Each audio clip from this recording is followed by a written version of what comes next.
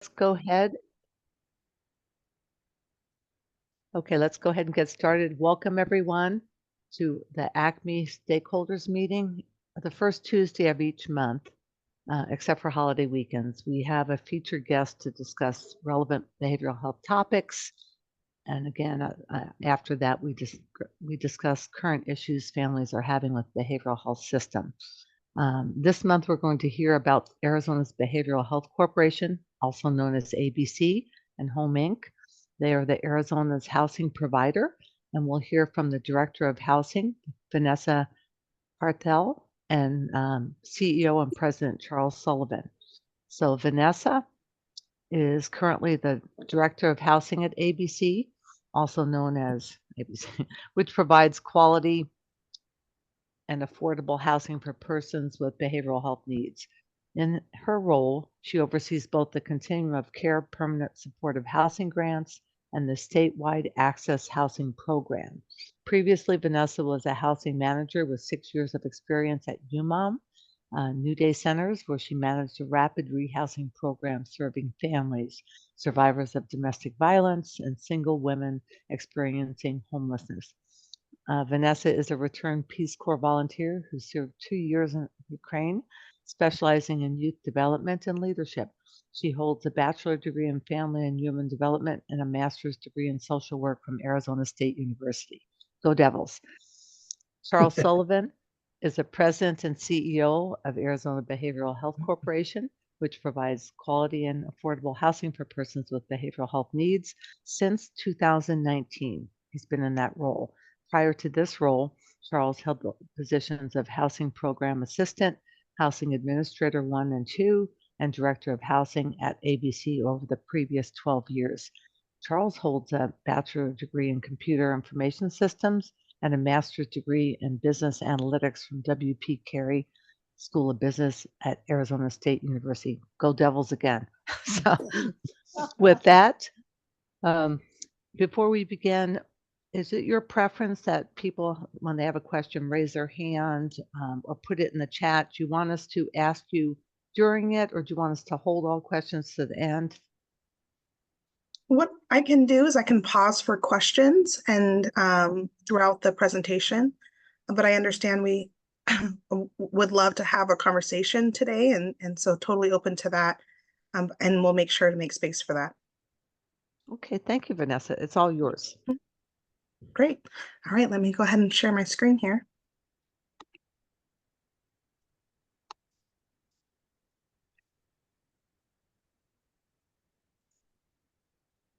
Can everyone see that? Yes. Yes. Great. Yes. Well, thank you, Lori, for that introduction, and thank you both to Lori and Richard for having us here today to talk to you about the ABC housing programs. We definitely appreciate the opportunity anytime to share what we do, but also to be of resource to you all of how we can better serve the participants and members that are in our programs. So I will pass this first slide over to Charles. Connecting to the car. Good afternoon. I'm Charles Sullivan from ABC. Been here 17 years, so learned a lot about the housing system growing up here at ABC, and excited to be here with you today. I just want to share a little bit about us. We have been around since doing housing since 1999. And the primary focus of our work in housing is to house persons with a serious mental illness and people that are experiencing homelessness. Our mission, as it said in our bio, is to provide quality, affordable housing and supportive services for persons with behavioral health needs and others with similar housing challenges in Arizona. We have done this for many years through a variety of grants that we got through HUD, the U.S. Department of Housing and Urban Development. Those grants have allowed us to work alongside the REBAs in Maricopa County for the past few REBAs. where ABC provides rental assistance and housing assistance for people within the REBA system.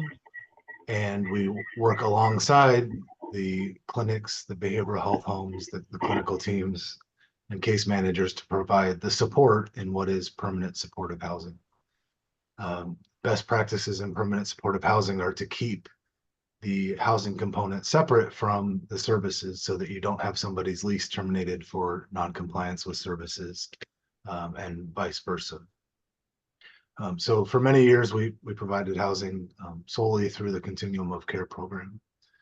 In 2021, ABC was awarded the contract from Access to be the Access Housing Program Administrator. That program was previously administered by the 3 REBAs across the state through 32 different housing providers. So that work was different between every housing provider, sometimes different within each housing provider. And the goal of the Access Housing Program was really to centralize the work in housing to make it more accessible for members, to make the processes more streamlined and easier to access, easier to navigate, and to make sure that things were being done with a best practice. Those best practices that we have developed over our work over the past 20 plus years working with the HUD grant programs. So the Access Housing Program has a few different housing types. One of them is scattered site housing, which is just subsidized housing out in the community for members that is just in a typical apartment complex or a house, or just out in the community where a member selects where they want to live near their natural supports or not, depending, they have the choice in where they want to live. And support is provided by the clinical teams and now through the permanent supportive housing teams that are contracted through Mercy Care in Maricopa County. And those services, permanent supportive housing services, are actually being expanded in the other 2 geographic service areas in the state. So there will be more of that in northern and southern Arizona as providers learn how to bill housing related services to Medicaid. But the scattered site model is what we've done for many years through the HUD COC programs. It's the same model that we've had for all this time. What was new to us in the Access Housing Program was the community living program. The community living program offers a number of different housing types, but it's all within what we consider site-based or project-based housing. So it's a property that generally has a deed restriction because it was purchased using funds from the state, either through Department of Behavioral Health Services when it was back at DHS, or now through Access and the SMI Housing Trust Fund. So the funds are given to providers or to agencies to purchase this housing, and the deed restriction states that it has to be used to house persons with a serious mental illness for a certain amount of time, usually 25 or 30 years. So those properties are known to us, and the units in those properties are held for our use for the Access Housing Program. They can be independent units where the person has their own apartment in something like a 4-plex or an 8-plex, or it can be shared housing where they have a bedroom within a larger house where there's 4 unrelated members living in a 4-bedroom house, something like that. Some of those properties have services attached to them, some of them don't. So there's a little bit of a different spread across those housing types. The last part of that Access Housing Program is what we call EPMIA, which is Eviction Prevention and Move-in Assistance. That's a small pot of funding to help members or people within the behavioral health system to have deposits or move-in assistance or eviction prevention, funds to keep them from getting evicted. And they don't have to be in the Access Housing Program to receive those funds. It's a small program, but it is part of the larger portfolio in the Access Housing Program. I'll kick it off to Vanessa now so she can go over some more of what we do. Thank you, Charles. So that's just a brief overview of our programs, and we're going to get into the details of what that looks like, eligibility, what the housing participant once they have intake into the program, what that looks like for them, and then on to appeals and grievances. So you will get today a full picture of that for both our HUD COC programs and our Access Housing Program.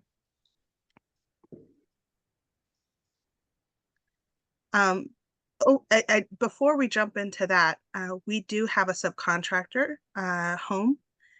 If I'm not sure if many of you are familiar either with Home, they also go by Home Inc. This strategic partnership has been in place for over 20 years. We found a very great subcontractor in Home in that they provide excellent services for that direct service to the participants of the ABC housing programs. So once they are deemed eligible by our staff, we send over a referral to Home Inc. And Home Inc.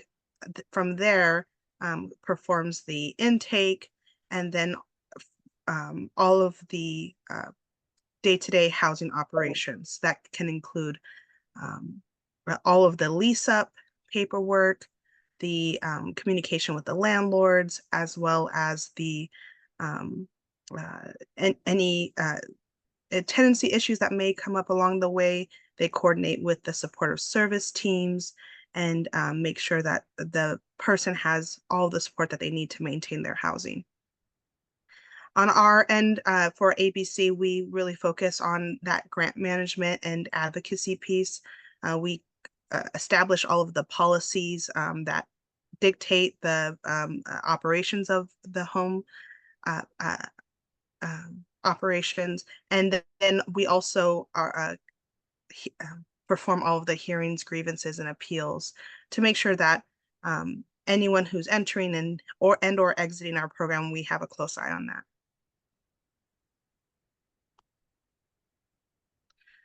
So with eligibility, actually, before I go on to eligibility, does anyone have a question about the partnership between ABC and Home? I know sometimes that can be a little bit confusing, but I want to make sure that that is very clear. Does anyone have questions? I have questions, but not about Home. Okay.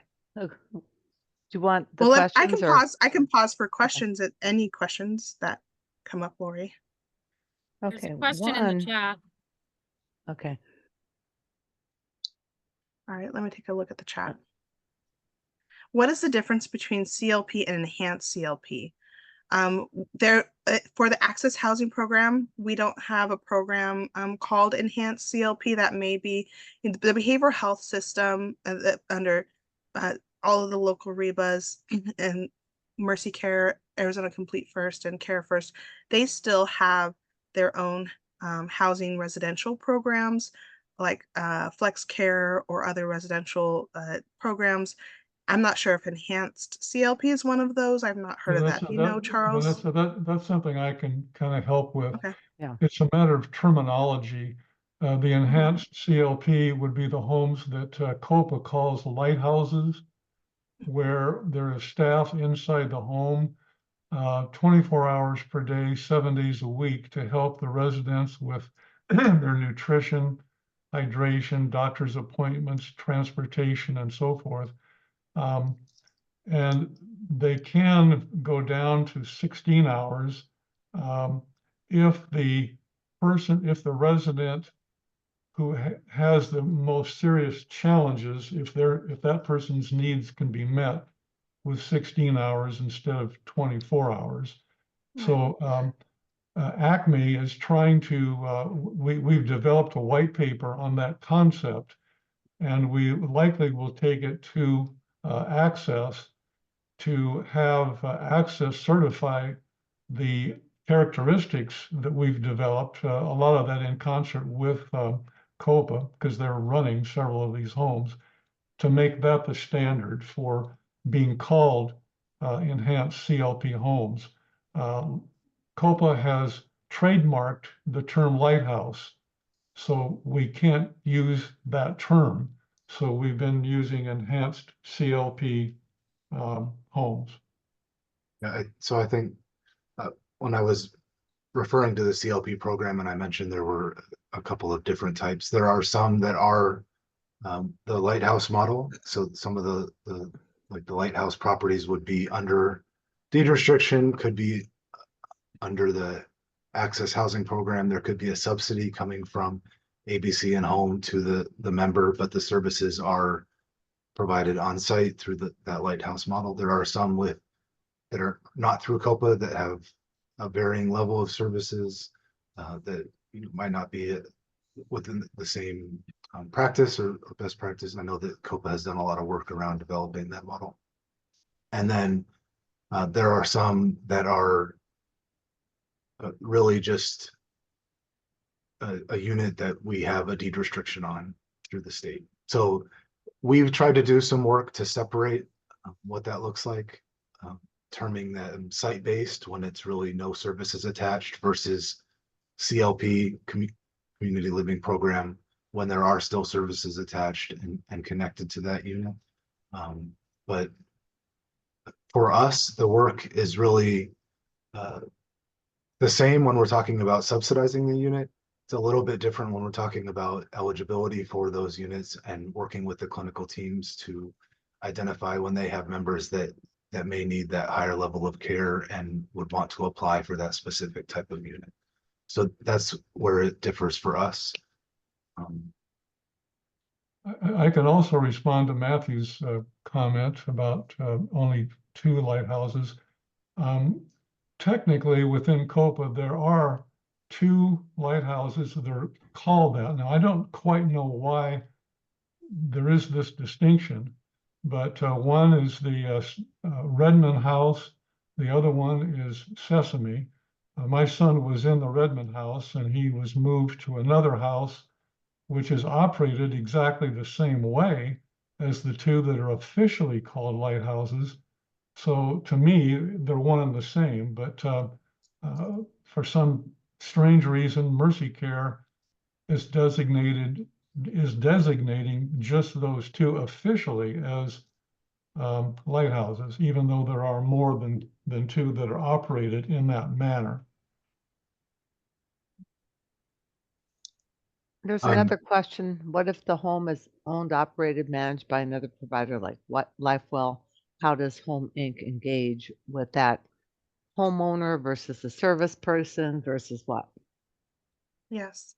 So I'm gonna just kind of lay out some of the different parties here. So ABC, as the Access Housing Statewide Administrator, oversees the CLP program. Then we have Home Inc., our subcontractor, who is doing the subsidy provision and doing the intake, calculating the rent, the annual adjusted income. So based upon how much the member makes, that Home Inc. determines what or if they will have a portion of rent. Then LifeWell, in many instances, in the CLP program, they own some properties or they're contracted to provide property management services. And when I say property management services, really think about those traditional services like holding the lease, collecting rent, managing maintenance reports and concerns and addressing those. So LifeWell really here in this in the CLP program under Access is either an owner and property manager or just a property manager. So Home Inc. works very closely with LifeWell to make sure the vacancies are filled, to make sure that that if there are any tenancy issues, they work with them just like they would any landlord in one of our scattered site programs. Does that make sense?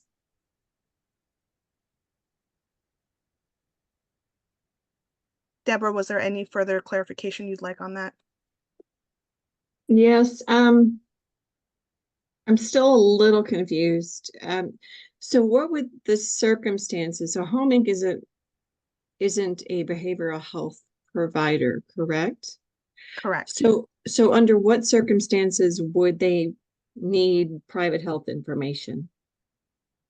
The circumstances, so I wouldn't be private health information. We at the beginning, when we look at eligibility, we'll ask, or we don't ask, we have access to the Access Housing, I'm sorry, the Access online portal that says if the person is SMI or GMH. And we'll get into that a little bit around eligibility. So that's the only medical information that we collect. We don't know the diagnosis and would never ask for that. There's other instances, for example, sir. reasonable request. If there's a reasonable accommodation request, we will ask, what is the reason for the reasonable accommodation request?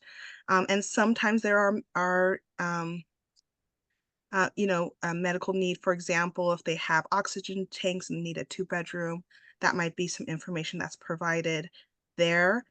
Outside of that, I can't think of any other examples where we would need that information. Do you have anything to add, Charles? Yeah, I think that this is referenced in our release of information, and really that's information for us at ABC to determine the eligibility and the continued eligibility in the program. I think it comes from Home Inc. because they're the ones that are working with the member when they come in for the briefing and intake and for the annual recertifications. So while it's our form and we're getting that information that Vanessa noted, it's managed through their working with.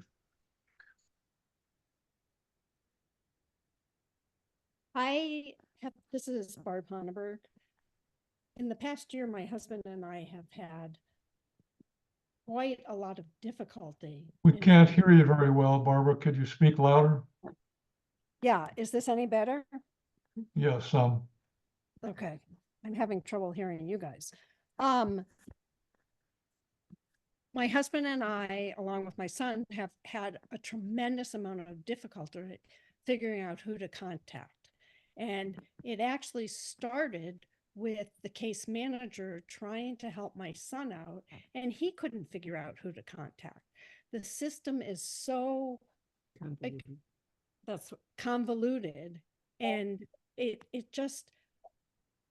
amazed me that neither the clinic nor we could actually figure this out.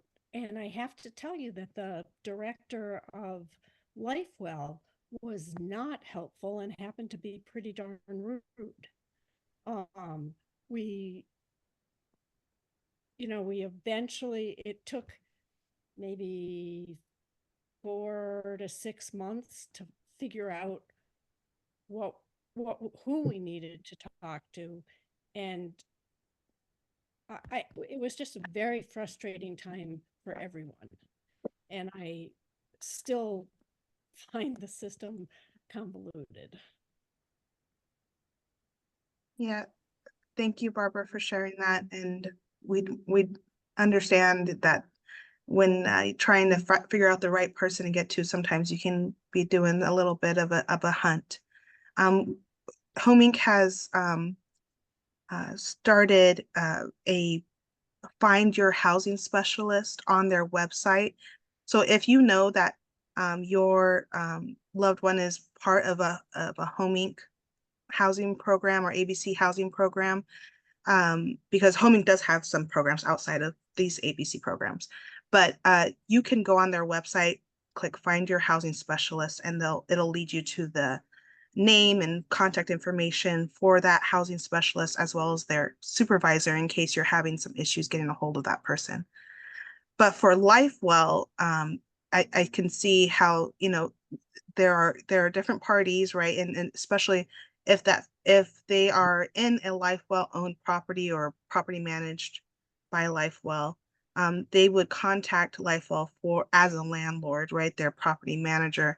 And then they would have to contact their clinical team for clinical supports. And it could be LifeWell as well, or it could be a separate clinic. So it making it, definitely for ABC programs, if there's ever any concern around who to contact, I'll put my contact information in the chat at the end so that you all can always contact me.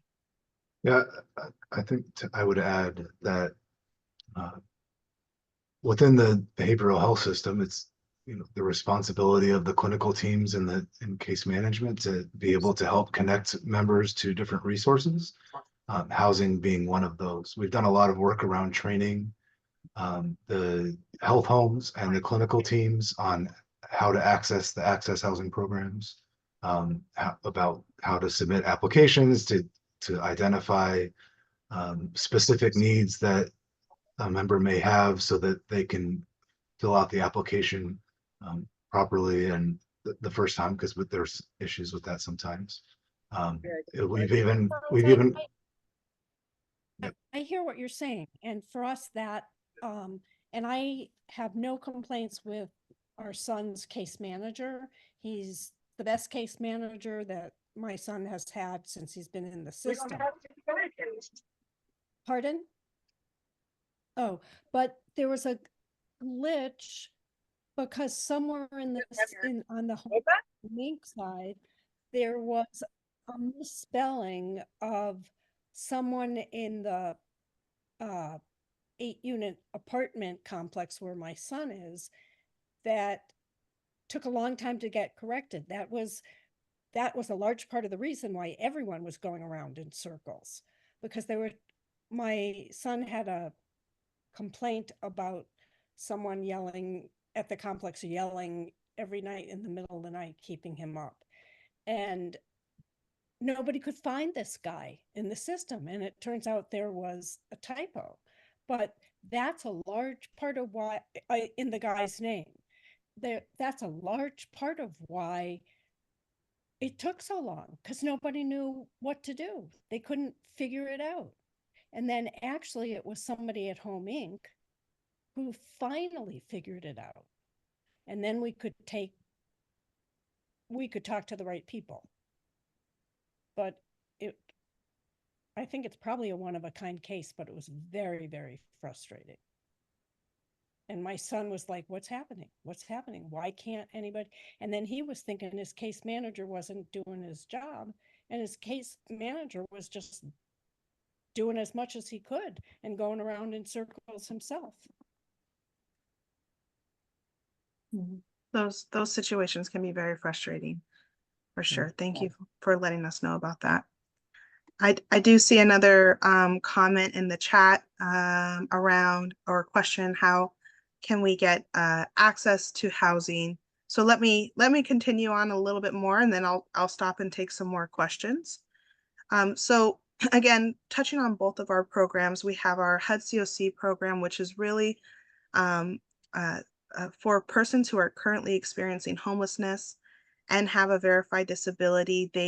They could be eligible for the permanent supportive housing program and would need to be referred through coordinated entry. So coordinated entry is the continuum of care systems, one-stop shop for getting on a by name list, which is basically a wait list for different housing assistance programs for persons experiencing homelessness. So they will go to this coordinated entry if they are singles, meaning they do not have any minors in their household. They would go to the Welcome Center, which is on the Keys campus. And I can get you some information on that if you're interested. And that would be for Maricopa County. And then if they do have minors in the household, they would go to the Family Housing Hub. Again, if any of these resources are needed, please let me know. I'm happy to email that out to either Richard or Lori to disseminate, but that coordinated entry is so that there's one place that you can go to get on the wait list for multiple interventions for persons experiencing homelessness, whether it be shelter, rapid rehousing, or what ABC does, which is permanent supportive housing. That's how you would be eligible for that housing resource. For an access housing program, that's completely done through the behavioral health system. So the member could be experiencing homelessness, but doesn't necessarily have to be. There just has to be an identified housing need identified by the health home. So that either the SMI housing case manager or we also work with members who are considered GIMSU, but designated high cost, high need by their health plan, meaning they have multiple claims utilization of Medicaid services. So there's a formula that the health plan uses to designate those people. We also have availability to take those referrals. So if their behavioral health home identifies this housing need, they can submit an applications directly to ABC, where we verify that they're an access member, that they are 18 years of age or older. They can get on the wait list a little bit earlier than 18 years of age if needed, but they cannot complete an intake until their 18th birthday. And then once an application is submitted to us, we check it for complete and correct information. We verify the member's eligibility through access, and then we place them on our wait list. And our wait list, as it stands statewide, is around 6,000 people. So you can imagine that there's quite a wait. We work our best to get to those who really need the services immediately based on a prioritization schema set by access. That looks at, is the person high cost, high need? The formula I just mentioned. Is the person currently experiencing homelessness? That would put them higher on the list. We also use an assessment called the VI SPDAT that looks at their vulnerability to homelessness, which creates a score. And if they reach a certain threshold, then they're considered high acuity. And that would place them higher on the wait list as well. And then lastly, the health plans have an option to notify us of any special health concerns. So for example, in the past, let's see, if there was a medical concern where they were going to be discharged and weren't able to access medical devices, well, if they were going to be experiencing homelessness, they notify us, and that also gives them extra prioritization.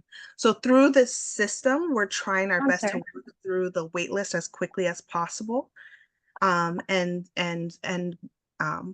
because of this approach, giving a wait time is not possible just because of the changing placement on the wait list every day. We get applications every day. So we don't give an exact wait list time, but we do advocate with everyone that gives us a call, have you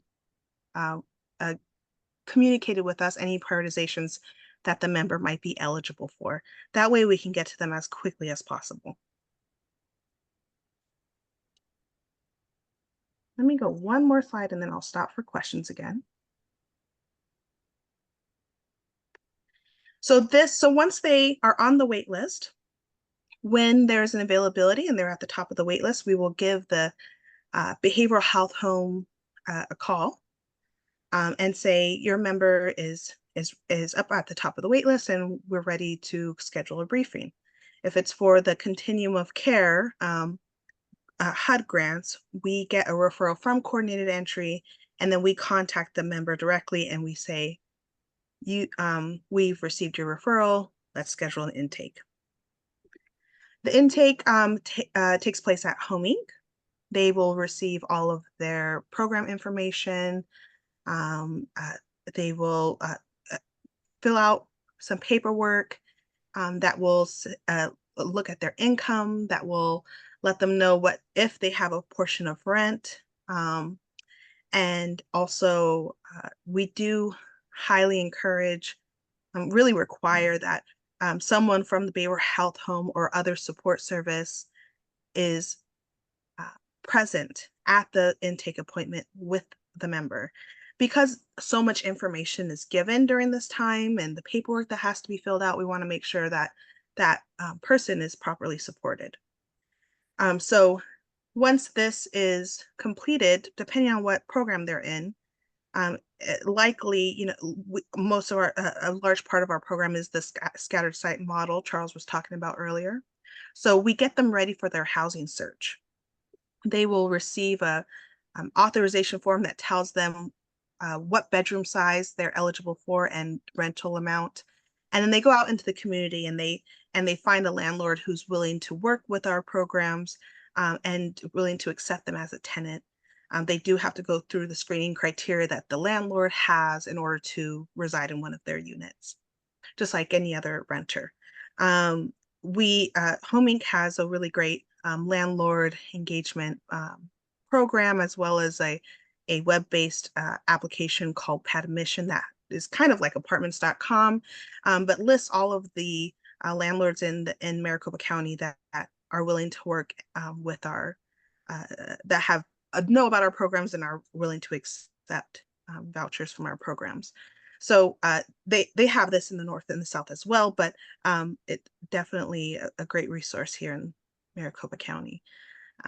So we work with the clinical team to make sure that the member is supported in their housing search, has transportation, has if advocacy, if they need with communicating with landlords, potential landlords.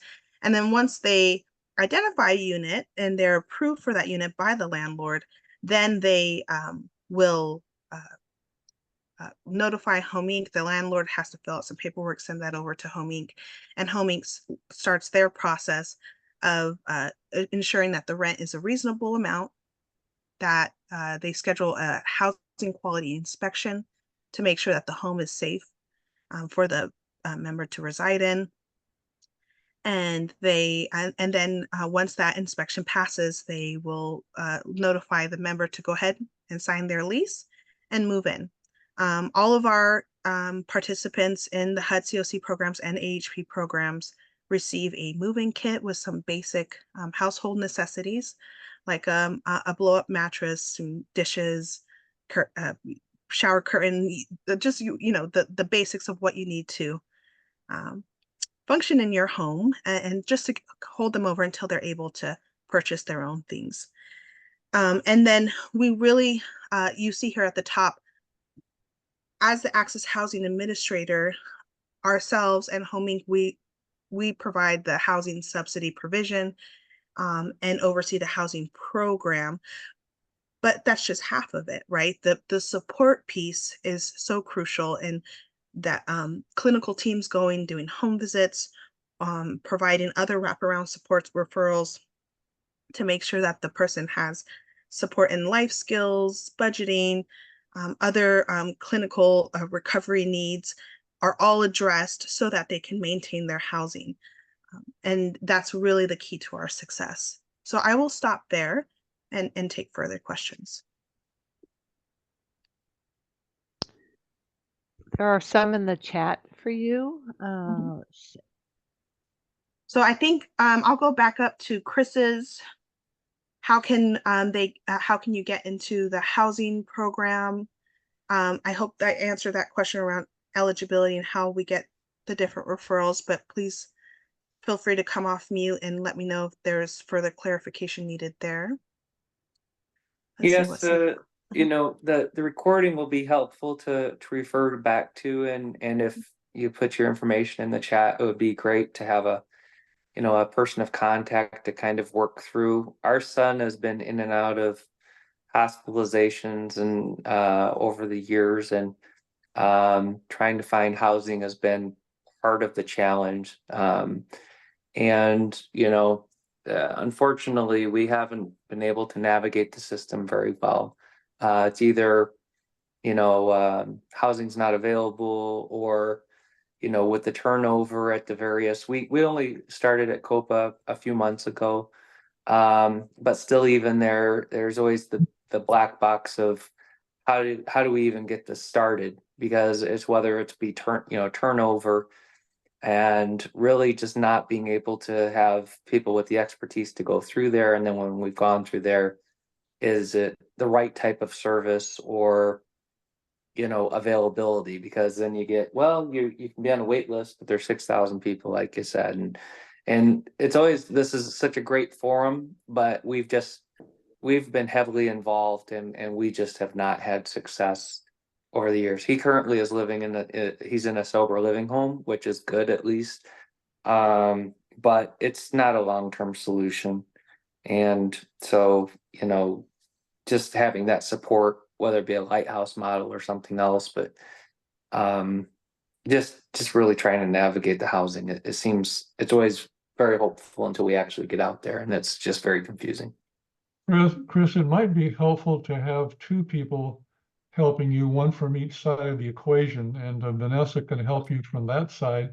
Maria Choli is on the call. I see Maria. Are you still here with us? I am, and I've been kind of debating whether I should chime in here, but Please let do. you finish your thoughts, sir. Well, I mean, maybe you or you can help facilitate somebody at COPA to Absolutely. join with Vanessa in helping this family to get what their son needs. Yes, thank you for that. So if I could ask, if you could, if you're comfortable doing so, send me either a chat message or dropping in the chat, anybody on this call for that matter, as it pertains to COPA, your email, and I will reach out to you directly to see if we can get you some assistance in getting your needs met. Or give her your phone number if Yeah, you phone number, if whatever you'd works. like. Mhm. Yeah. And by the Thank way, you. just to quickly introduce myself, thank you, Mr. Dunsink. My name is Maria Chawley, and I'm the Senior Director of Outpatient Services with COPA. So I do help oversee all of the sites, and am happy to try and assist where I can. Thank you, Hey, Maria. thank you so much. You're very welcome. So, and I know, Richard, we wanted to talk about just some obstacles in general of getting approved. I think what we see is really one, making sure that you're able to connect with your behavioral health case manager to make that referral. We do go out and do trainings, but of course, sometimes a behavioral health case manager could just not be aware, maybe they're new or something like that. And so what we could do, we always offer to meet with the case managers to walk them through our process, provide trainings. We have weekly office hours that the clinical case manager can call into, and we will walk them through how to do the application. So I think that's one way to address that obstacle. And then, of course, through if someone is experiencing homelessness, it's a matter of really connecting with the coordinated entry, and they do make sure that if there's a special need that they accommodate that and reach that person's needs. But yes, please feel free to contact me. I think, of course, ABC, we do serve a lot of people statewide and in Maricopa County, but we're just one housing resource.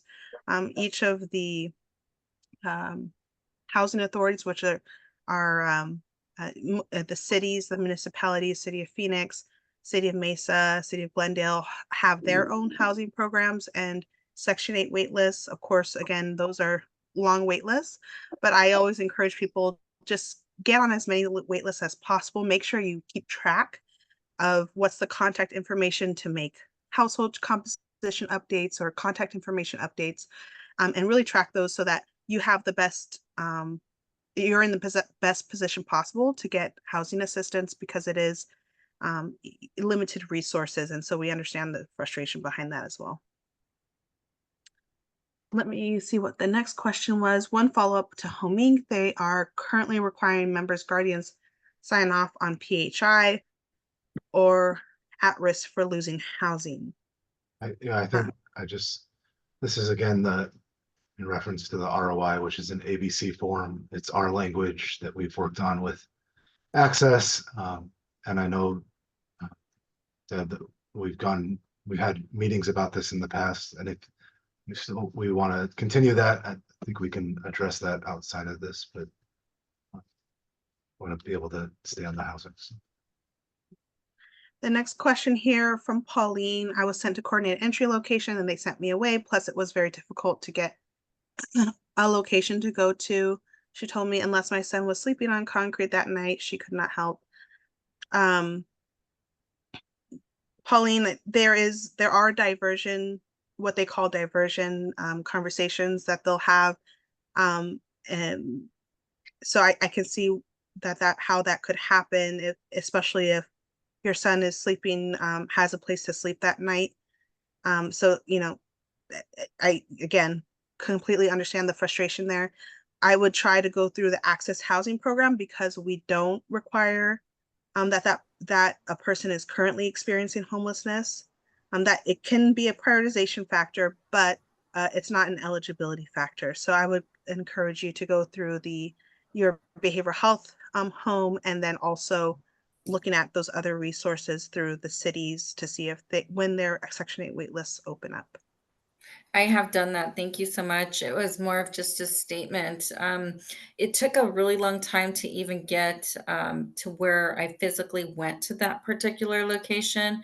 And the woman there, it happened to be at the Mesa Library downtown by the police station. She was actually frustrated that somebody sent me there.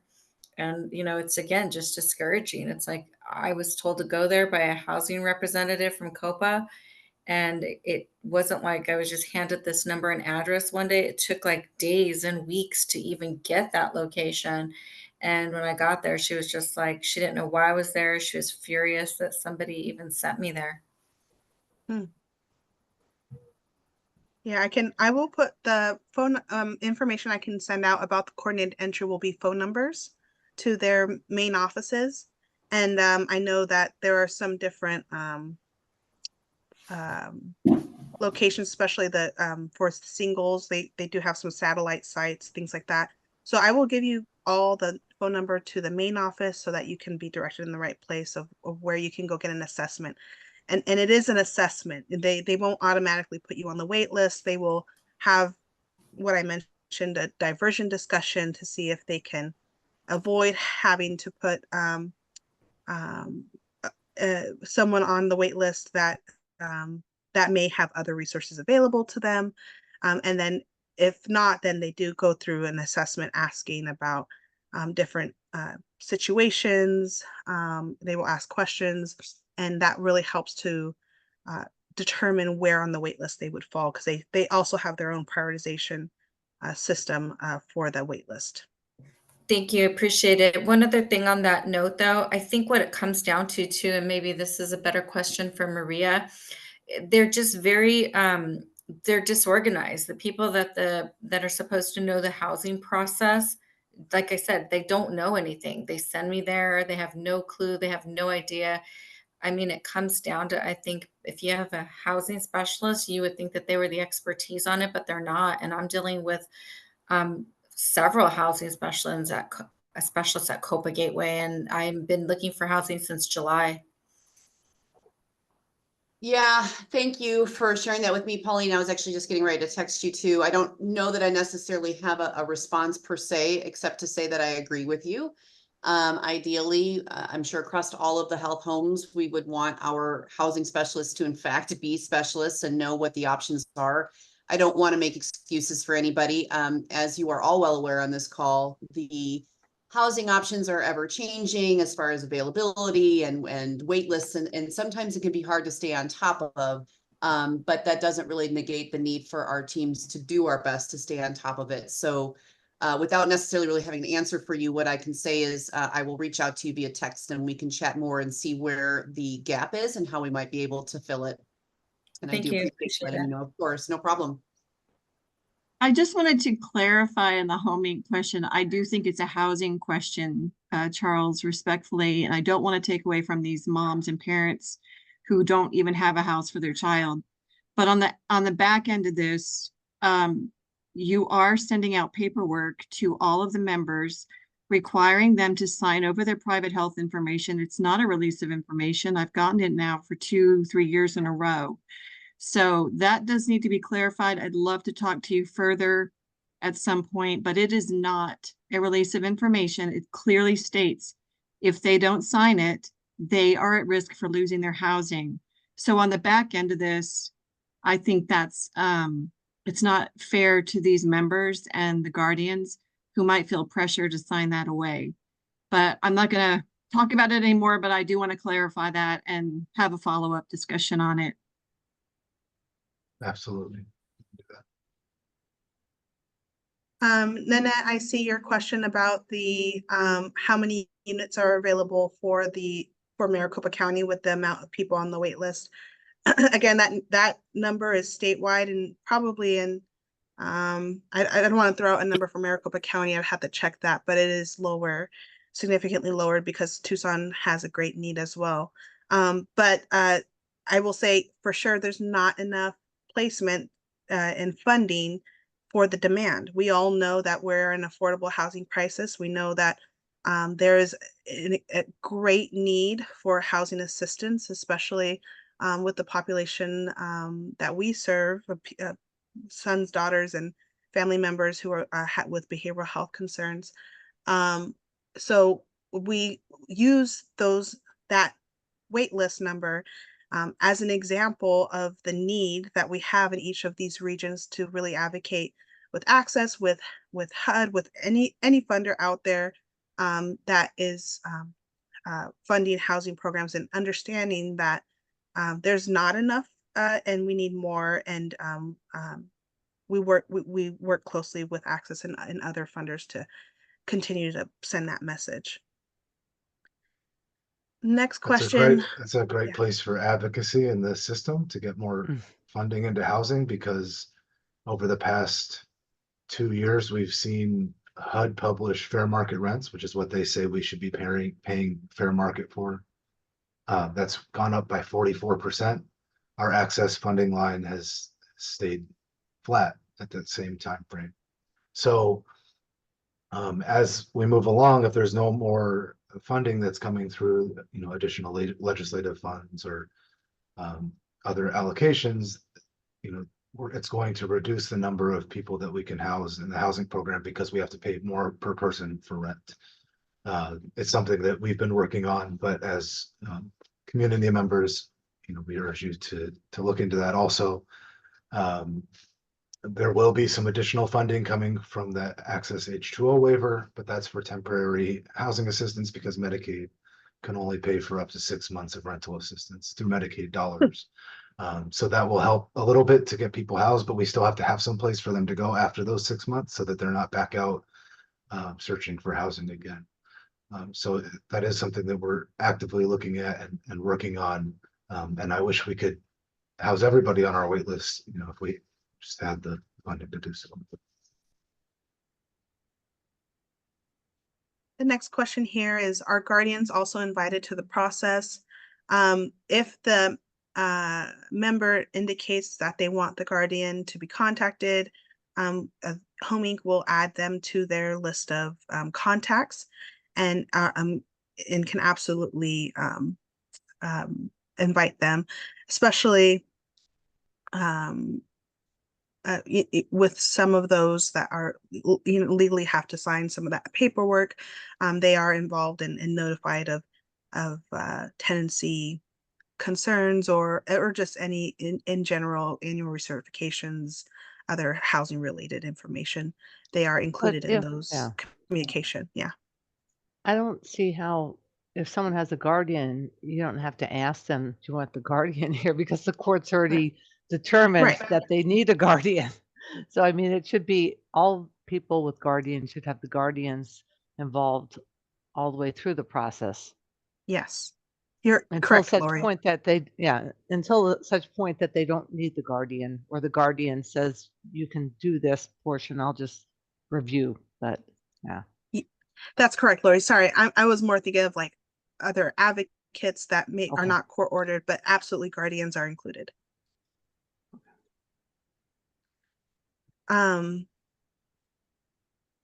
What if someone is SMI but has a criminal record? That's a great question, Francis. We do follow the housing first practice where we don't disqualify people due to a criminal record. Now, where it may become a barrier is when they're looking for housing, right? Because they do have to go through the landlord's eligibility criteria. So it can limit their housing options of where they live, but it won't stop them from being eligible from our program. And we have the teams that work to find housing that where somebody that might have a criminal justice involvement or a criminal record could lease up in. At ABC, we also have a housing advocate that's a specific staff person that really works to house people that have higher barriers, whether it is a criminal record or multiple evictions, or they've been searching for a long time and can't find anything. They'll go actually take the person out and search for housing. They'll advocate on their behalf. They'll work with landlords to try and do some of that work. There have also been some work around landlord incentive programs, which has been funding that has administered alongside housing subsidies. That's a little bit of an incentive for landlords to potentially reduce their barriers to entry into the housing programs. So that's some work that's been done nationally, and we had some funding here locally to do that as well. The next question here is, so these are not the 16-hour or 24 or 23.9 apartments. No, we do in our community living programs, we do have some properties under that program that have service providers either assigned or on site. But in this model, under the Access Housing Program, services are not required, so they can opt out of those at any time. But there are some that have 24-hour support staff on site if needed. There again, the behavioral health system and the local REBAs still have their own housing programs that have similar structures. Deborah, are you aware of efforts to build housing capacity, including different levels like CLP? Where do people go to report slum homes? So for our, we do have quite a bit of effort to build more affordable housing for the Access Housing Program. We call this our project-based voucher, which is really looking at those new developments through the LIHTC, if you're familiar with the LIHTC developments. But basically, Arizona Department of Housing has a program that provides funding to developers who are interested in developing affordable housing, and we work with them to provide gap funding through the SMI Housing Trust Fund to build these beautiful new units, and then in return, these developers will dedicate a number of units to to the people on our wait list. So we are actively filling one called Reserve at Thunderbird, right off of the I-17 on 30th Avenue. Beautiful new development. So that there's a few in the pipeline like that.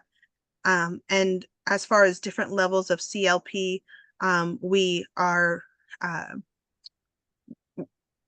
right now not expanding on-site service supports in the way that it currently stands, like with the 24-hour, but like at Reserve at Thunderbird, there is a co-located clinic through CBI where there are supports available on site. So they can go see their case manager there, they can go get services there. There's programming for children if there's children in the household. So it is still prioritized to have service providers available on the site. It's just it may look a little bit different from what it currently looks like. And, Maria? I- and in terms of expansion of housing, any capital funds that are available for that expansion for CLP or project-based vouchers or anything like that is managed through the SMI Housing Trust Fund, which still sits at Access. So while we work alongside the housing team at Access, they are the ones that handle any applications or decisions on the direction to go with the funds that are part of the SMI Housing Trust Fund. I know right now they're working on a number of projects for project-based vouchers across the state to increase access to affordable housing units in new properties. There's also some future plans to do some reinvestment into existing properties that may need upgrades or to be brought back to current standards. So that's the current work that they're doing with that fund. One question. So if it seems like the project-based are taking off, so they can build complexes and try to get more people in and have services on site for some of them. If someone is in a project-based living environment because they have SMI and they were high need, whatever, are they stuck there forever? Or, I mean, because it's a project voucher, it's not a person voucher. They qualify because they have SMI and they're determined that they need that level of care. But how does that work? Say they move into the place off the I-17 and it works for a while and then it doesn't. If they leave, are they back to the bottom of the housing voucher No, list? so the project-based voucher, really the terminology is that project or that housing property has set aside a certain number of units for people in different housing programs. But if somebody wants to move, they don't have to leave the program at all. They would get a scattered site voucher, or their voucher would transition to them being able to find a unit somewhere else. So it's really it's available for them because we've signed a long-term agreement with the property to say we're going to have 20 units at this property over the next 15 years. But the member, once they're in the housing program, they're never stuck at any specific property if they choose to move or if they need to move for safety reasons or whatever else. So Charles, call me crazy, but what if, let's say it opens up and there's 50 units dedicated at the new housing project X. If all 50 people eventually want to leave and get scattered vouchers and they move on to wherever, then there's 50 more available at the project X. We could start really cutting away at that wait list. I mean, if it's that easy. Well, except there's the capacity, The money, just because somebody chooses to move doesn't mean we have more money for that scattered site voucher. So it's really, something that we have to look at and manage over time to make sure that that things are leveled off and we're doing this not just between the three housing types, but also across the three GSAs in the state. So, but yes, that would be great, I think. I know. I was just being hopeful there for a moment and a little delusional combo. And then I'll answer your second question, Deborah.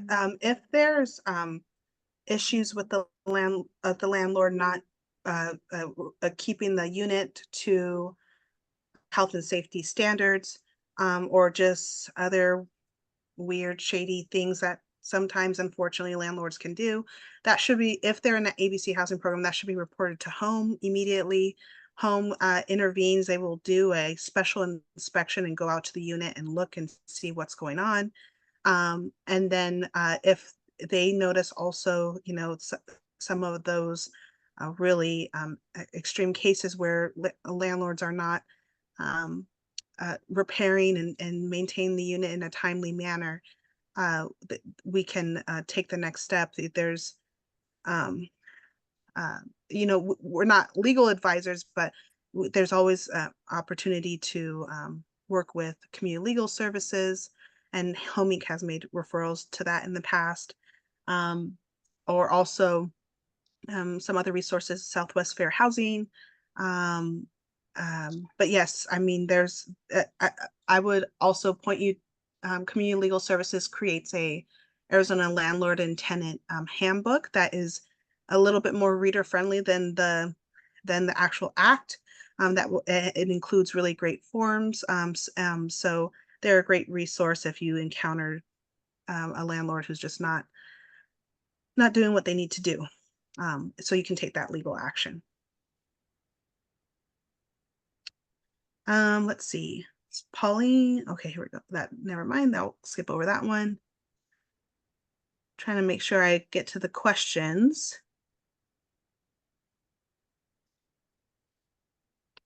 I see. I'm going to skip over comments, but if I skip over your comment and it was actually a question, please let me know. I'm just looking for question marks here. Looks like there's some great conversation going on here.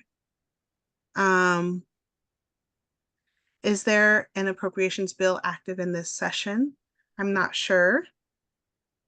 But definitely, yeah, go ahead, Charles. Yeah. What we've heard about this session is there's really a lot of budget concerns for things to get funded in the first place. And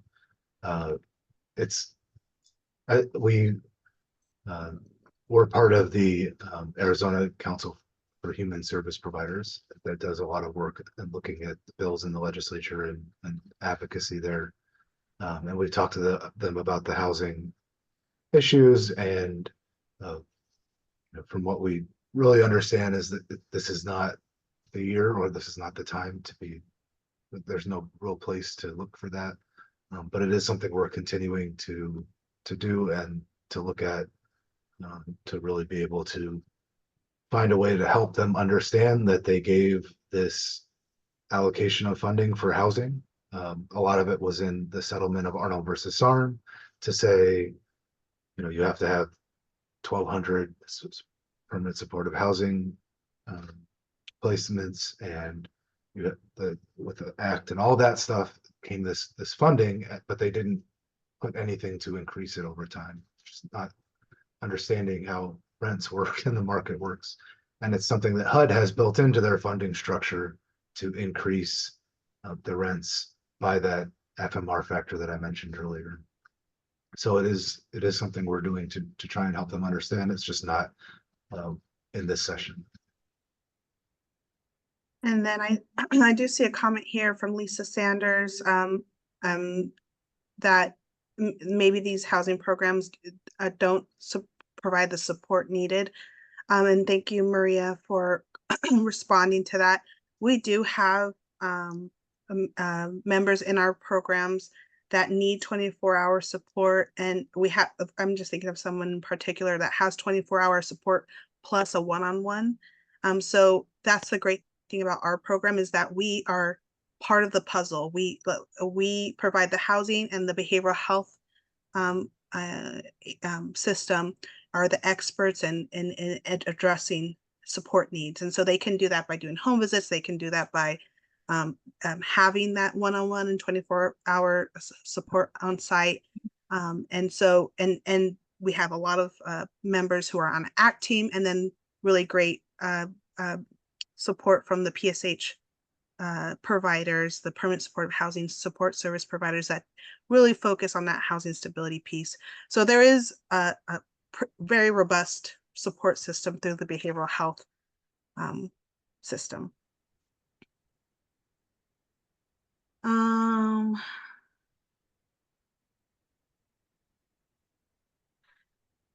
Yeah, Nanette, for sure, I think quantifying the wait time for processing applications. I'll say for processing applications, we get back to the case manager within 3 business days to let them know if the application has been completed and accepted, or if it's been declined, and we'll explain why it's been declined, and we'll work with that case manager to make sure that if their member truly is eligible, that we can work through the issues and get the information that we need. But once on the wait list, it is like you said, it's just difficult to say an exact time of when they would be called for an intake. Now, Vanessa, one thing that we've heard, and I'm not sure if it's the home portion or if it's the REBA restriction, we had, you can put your application in to say, I need North Valley, East Valley, because your natural supports are there, but it's not always guaranteed because of the limited housing.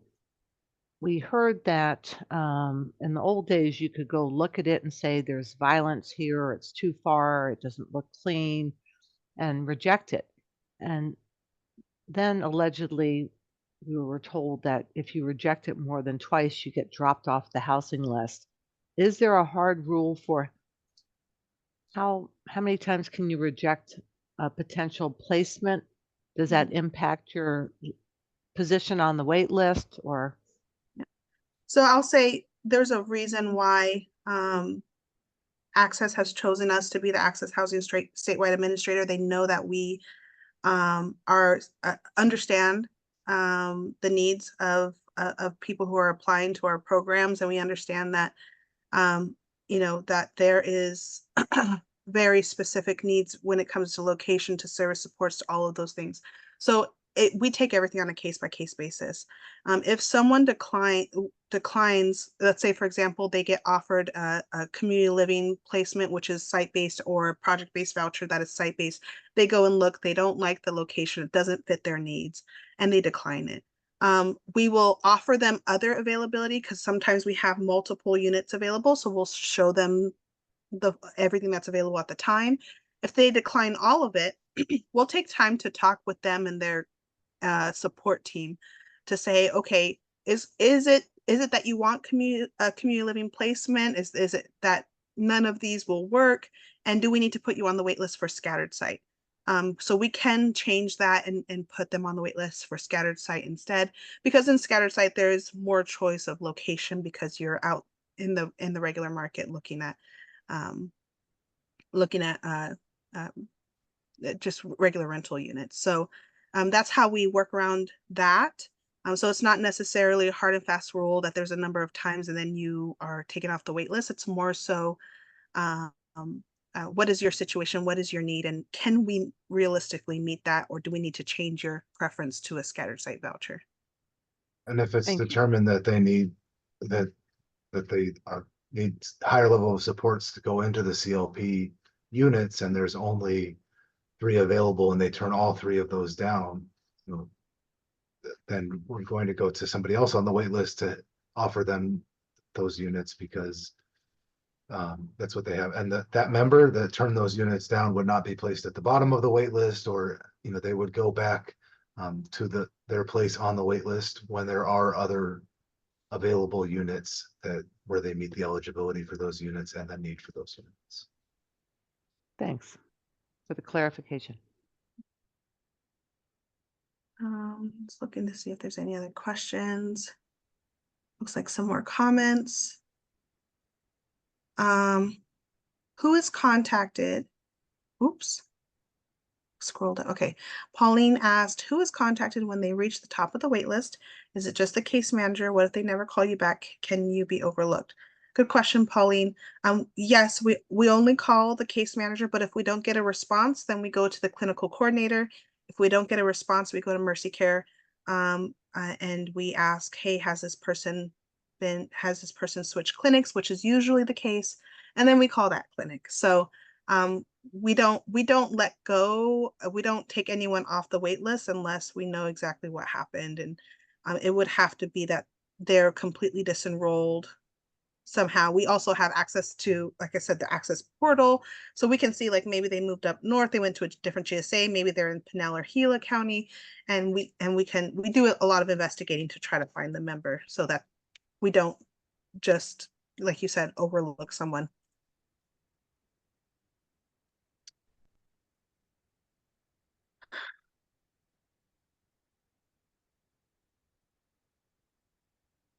Joan, I'm reading your comment. Would you mind clarifying? Did you have a question on that one? Well, I wrote another one afterwards because I didn't ask a question the first time. I don't know what my granddaughter should do. She is disabled in terms of both mentally and physically. But she's gotten kind of and I've talked to them too, her clinic just kind of, they say, well, she was, well, a year or so ago, she was sleeping on a couch that she shared with somebody else.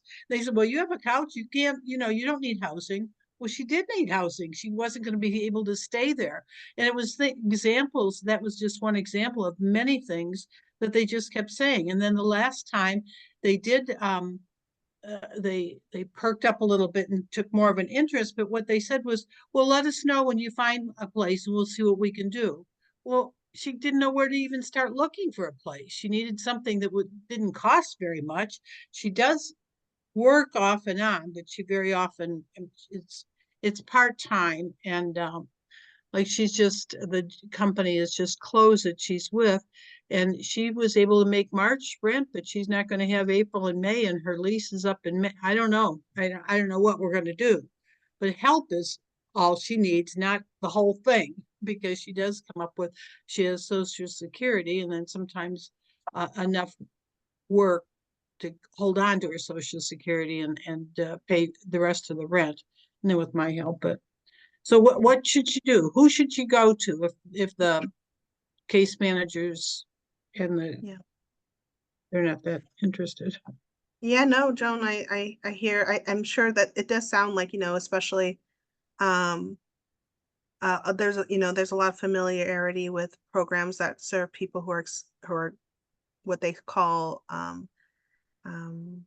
currently experiencing homelessness, which is on the streets or in shelter. So sometimes if they're sleeping on the couch, they don't consider that, which is why, the Access Housing Program is a good resource, because a case manager at the behavioral health home can say, well, this person does have housing instability. Maybe they're couch surfing. Maybe, they're barely reaching rent, every month and really need that subsidy.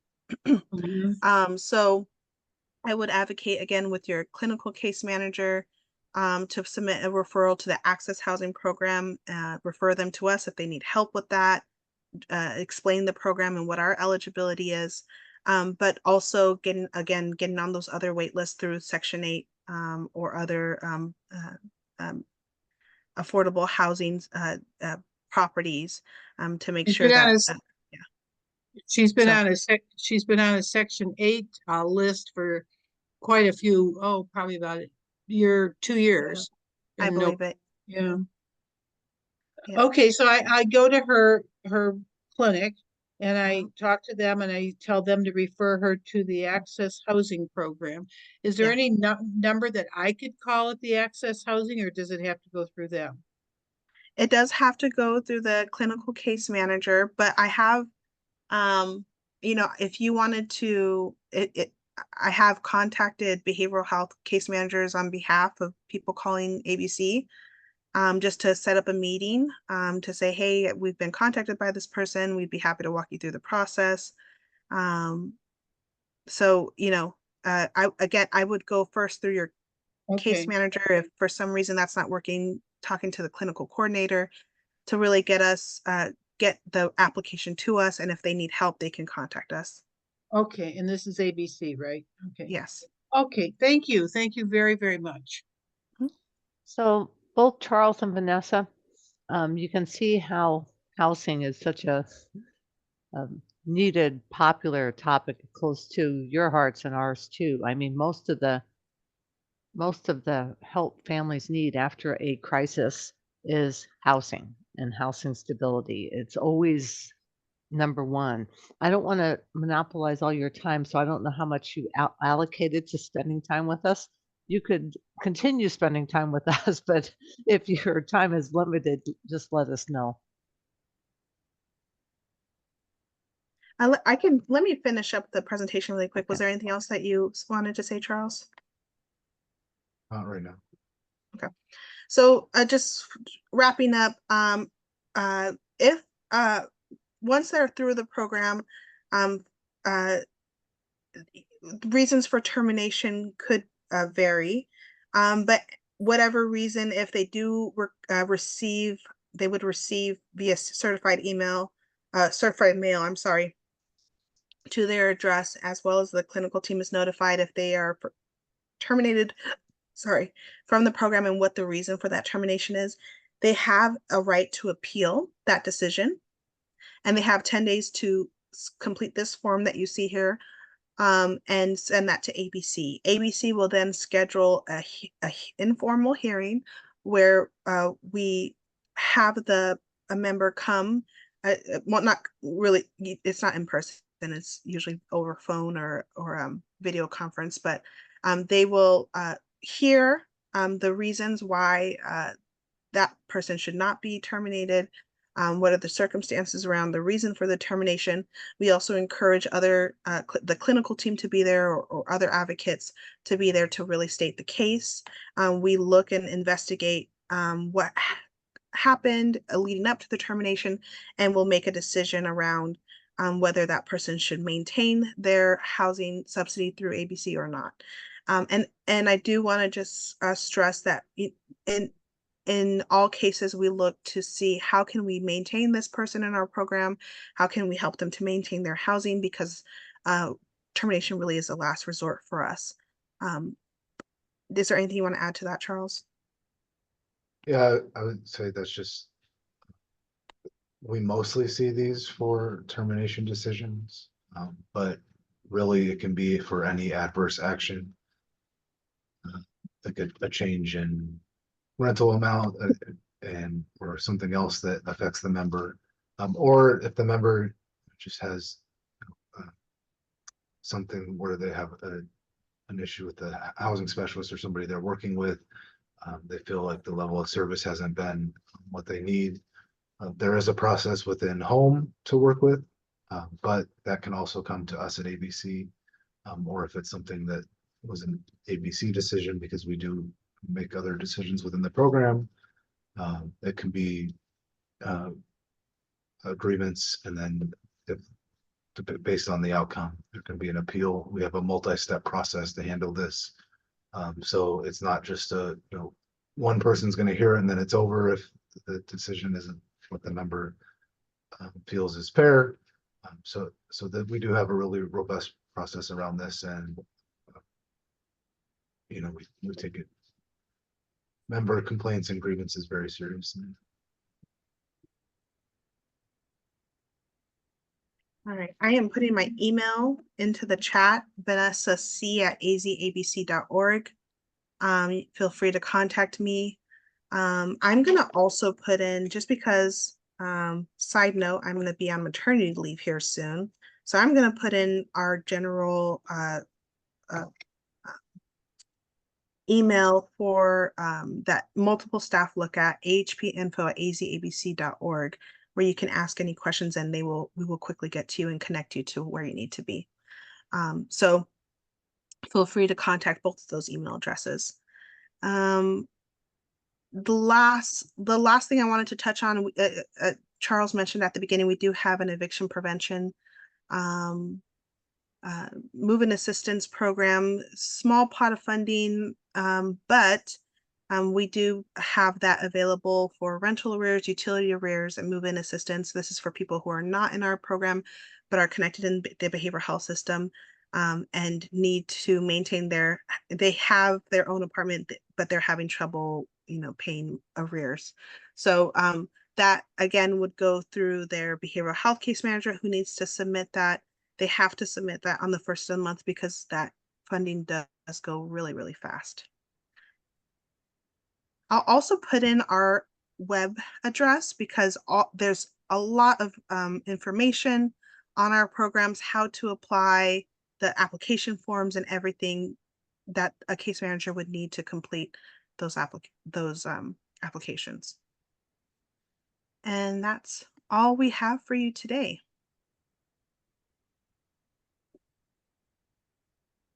Are there any other last minute questions? I think it was very helpful to try to understand so many different things with the housing. And we appreciate that you're willing to help folks and provide contact information. So we have a few more. I'm not sure what Maria's position is at COPA. She said she was director of services.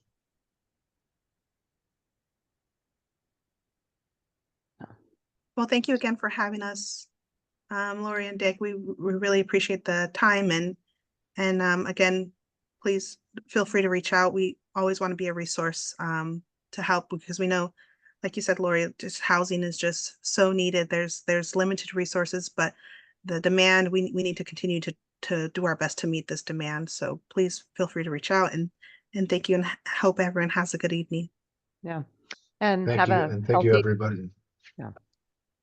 And, healthy, happy baby. yeah. And thank you, Miriam, for sharing that also.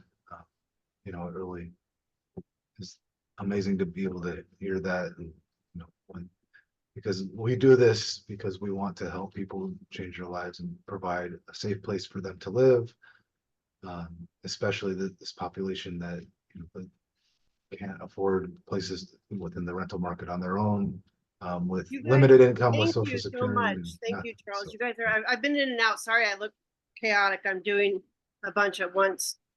But my son, you guys have given him housing. He has housing options, and he went and looked at a housing place. The guy smoked too much marijuana, so he was able to take his time and say, okay, this might not work. And then he's now at New Beginnings, and they're not fast. They're not hurrying him out of there. So he's so thankful that he was approved for this housing, and it's really given him hope when he was in such a dark place a year ago, in and out of jail. So this does work, and I can't thank you from the bottom of my heart as a parent. You guys are really, really saving me and him. So thank you. Thank you. Thank you so much. Thanks again. I'm going to turn the recording off now, so we can move over to the